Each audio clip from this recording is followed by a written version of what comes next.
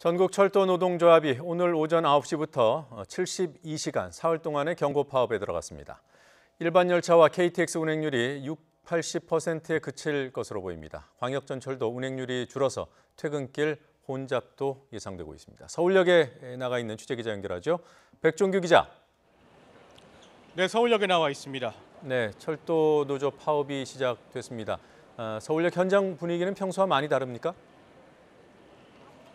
네, 현장에서 보기에는 그렇게 혼란이 이어지고 있지는 않는 상황입니다. 전국철도노동조합의 72시간 경고 파업이 미리 예고된 데다 열차 운행률도 크게 떨어지지 않았기 때문으로 보입니다. 서울역에서는 시민들의 불편을 줄이기 위해서 계속 방송을 통해서 파업 사실을 알리고 있습니다. 또 곳곳에 있는 전광판에도 파업 알림 문구들이 안내되고 있습니다. 평소와 다른 점은 승차권 발급 창구의 줄이 길고 파업 사실을 알지 못하고 역을 찾은 어르신들이 표를 구하지 못하는 모습도 보입니다. 다음 주 월요일 오전 9시까지 사흘 동안 이어지는 파업 기간에 열차 운행이 줄어드는데요.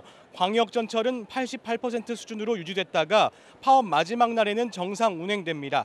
KTX는 72% 수준으로 떨어지고 새마을호와 무궁화호 등 일반 열차는 60%대, 화물열차는 평상시와 비교하면 운행률이 30%대까지 내려갈 것으로 보입니다. 코레일은 비상수송 대책을 마련해 열차 운행 횟수를 최대한 유지한다는 계획입니다.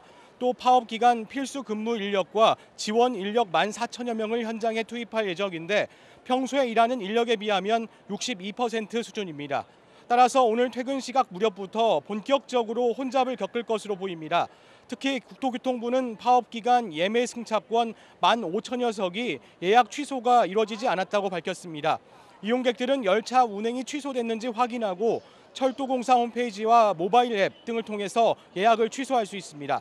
국토부는 시민들의 불편을 줄이기 위해서 예비버스 등 대체 교통수단도 최대한 활용할 예정입니다.